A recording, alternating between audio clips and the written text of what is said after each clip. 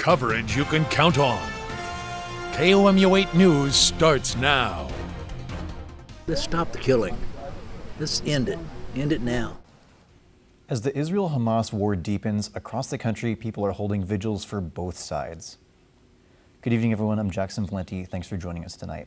We start with team coverage tonight to show you how communities in mid-Missouri are honoring those who have been killed in war. KOMU 8's Chelsea Peter was at a vigil on MU's campus for Palestine and will join us from our downtown newsroom. And KOMU 8's Hunter Walterman will have the details of a prayer vigil for Israelis in South Columbia. But first, here's the latest on the death toll. As of this afternoon, authorities say Hamas's attack has killed more than 1,200 people in Israel. That includes at least 27 Americans, and more than 3,000 people have been wounded. In Gaza, more than 1,500 people have been killed by Israel's retaliatory strikes, leaving 6,600 others wounded. Meanwhile, U.S. Secretary of State Antony Blinken is vowing American support to Israel. He's been traveling to various countries for discussions with leaders, recently landing in Jordan earlier today. Along with options for civilians to exit safely, he brings up hope for prevention.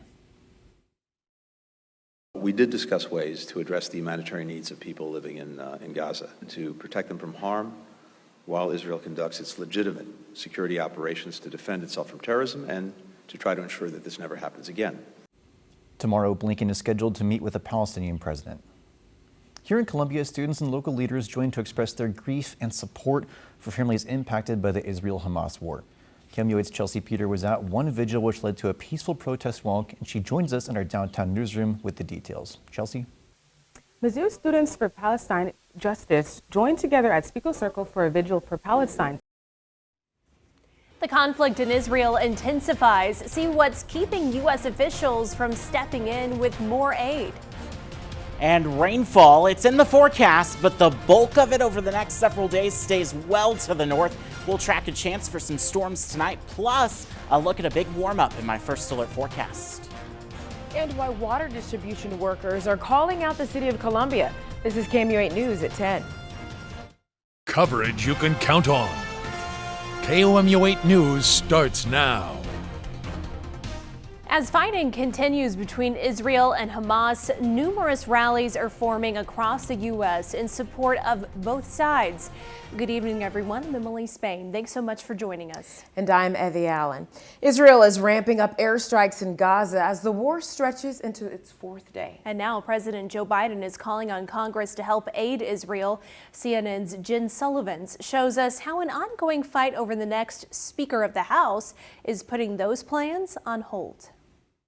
With so many people affected by the Israeli-Hamas conflict, the history and complexities of the region can be hard to understand. MU graduate instructor Lianna says it's important to properly contextualize the conflict. She says it doesn't have only two sides. It's not Israel against Palestine or Hamas against Israel. While Hamas controls the Gaza Strip, they do not represent the voices of all Palestinians. Hyde says it's crucial to take in a variety of sources, especially those from the region. A lot of these sources have narratives. That doesn't mean they're bad, and it doesn't even mean they're useless. It means that they can tell you what people are thinking and why they're thinking it. She wanted to stress that in conflicts like these, civilians on both sides are the ones who suffer the most. Stuck in the middle of the conflict is a St. Louis woman and her fiance. Morgan Anderson has been sending her family videos since it started. You can see here video of the couple fleeing to a bomb shelter. They took the trip as an engagement celebration, but now Anderson's parents say they would do anything to get her back home. I'm not going to lie, it's a little, yes, it's nerve-wracking. It's nerve-wracking because, you know, I just like to go over there and either just get her out. Anderson's fiance is a reservist in the Israeli Defense Forces. The military recently called him up to serve in the war. Coverage you can count on. KOMU 8 News starts now. Well, tonight we're following the 12-hour-long trial of a woman accused of sex trafficking her own child. Good evening, everyone. I'm Emily Spain. And I'm Evie Allen. Thank you so much for being with us tonight. Statements and jury selection wrapped up just over an hour ago in the case against 54-year-old Renee Collins. Collins and her former boyfriend are accused of sex trafficking her teenage daughter at the Welcome Inn in exchange for drugs and money. Authorities began investigating in 2017 after being told a child was left in a motel room with men for long periods of time. Collins is charged with sex trafficking and child abuse, endangering the welfare of a child, and accessory to rape or attempted rape. According to court documents, a witness at the hotel told police the child, who has cerebral palsy, autism, and is deaf, has the mental capacity of a 2- or 3-year-old. The witness also told police they believed the teenager had been drugged by Collins and her then boyfriend, William Thomas. A police investigation later backed up those claims.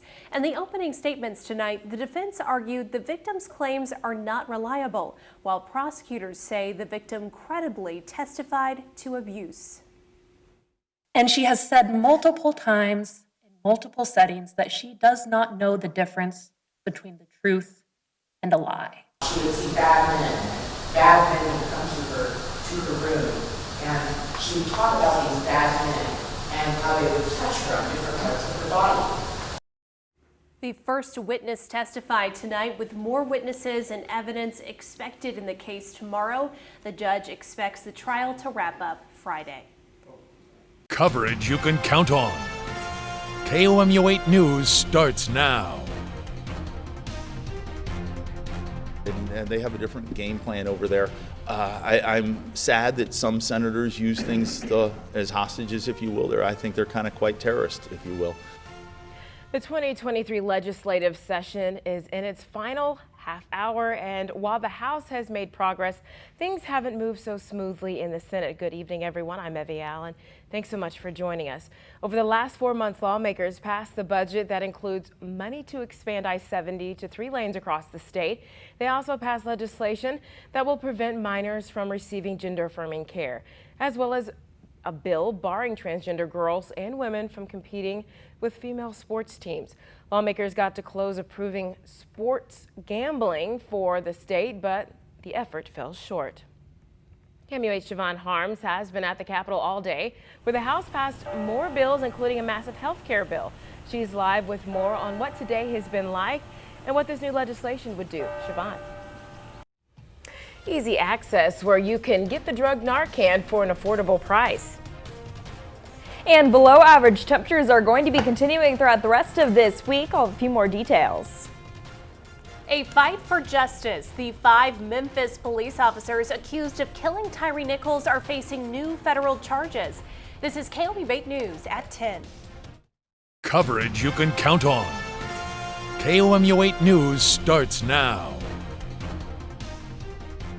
Narcan, the nasal spray capable of reversing the effects of an opioid overdose, is now available as an over-the-counter medication. Good evening, everyone. I'm Emily Spain. And I'm Evie Allen. Thanks so much for joining us. But in many places, it doesn't come without a steep price tag. KMU 8's Eric Lovelace is in studio now to talk about the cost of Narcan and places to get it around. Well, a passage for boat traffic in the Missouri River was cleared today. Waterways were blocked after the demolition of the old Roachport Bridge Sunday. Crews have been working to clear the 6 million tons of steel dropped into the river. MoDOT said they cleared a 200-foot area for boats to pass through this afternoon.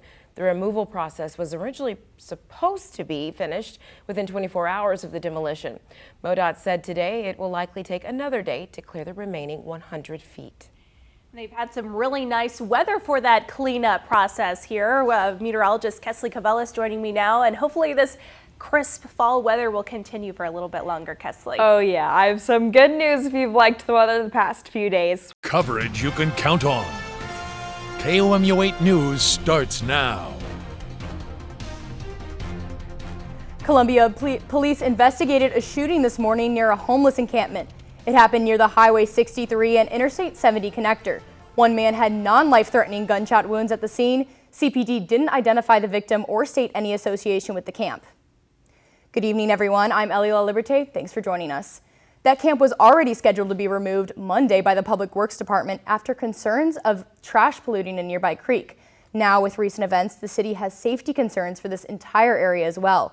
KMUH's Joshua Schumann joins us with why it's been a problem. Tonight, the Fulton Rotary Club is celebrating 100 years of service in a special way. And we'll have a cold front that's going to be knocking on our door Wednesday night. I'll tell you what those impacts will be and how cold these temperatures will really be coming up.